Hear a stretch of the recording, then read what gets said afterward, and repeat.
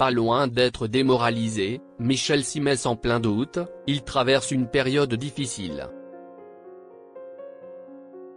En proie au doute, Michel Simès s'interroge sur la pertinence de son nouveau projet dans les colonnes du Parisien. Michel Simès a plus d'une corde à son arc. En parallèle de ses activités de chirurgien à l'hôpital européen Georges Pompidou, à Paris, l'otorhinolaryngologiste cultive une jolie carrière dans l'audiovisuel. France 5 en a fait le visage du magazine de la santé aux côtés de Marina Carrère d'Ancos et Benoît Thévenet pendant 20 ans, de 1998 à 2018.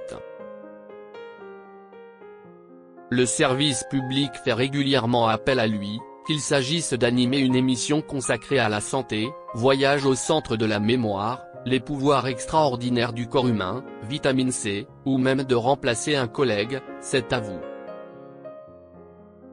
Les téléspectateurs connaissent peut-être moins un autre de ses talents. Michel Simès, son nouveau projet va vous surprendre.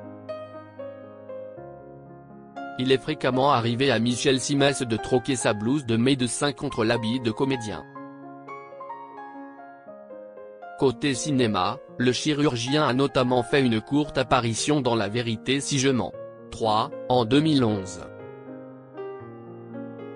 Sa carrière d'acteur est plus florissante à la télévision. Michel Simès est apparu au générique du téléfilm Meurtre en Pays d'Oléron, en 2018 ou encore dans La Doc et le Veto, de 2021 à 2024. On le découvrira sous un autre jour à la rentrée prochaine. Le Monsieur Santé de France Télévisions s'essaiera à l'art dramatique sur les planches du théâtre Saint-Georges dans Secrets médical, une pièce qu'il a coécrite avec Christophe Brun, Patrice Romden et Nicolas Limbrera. Pas question pour lui cependant d'interpréter le rôle du médecin. C'était prévu, ça aurait été trop attendu, confie-t-il au Parisien. Michel Simès, pourquoi est-il tiraillé par le doute ? Ce nouveau défi donne bien du fil à retordre à Michel Simès. Le premier jour, il y a une semaine, je me suis demandé si le curseur n'était pas trop haut. Ça fait très longtemps que je n'avais pas douté à ce point-là, explique-t-il à nos confrères. Le chirurgien n'a longtemps pas pris la mesure de la différence radicale entre le théâtre et la télévision.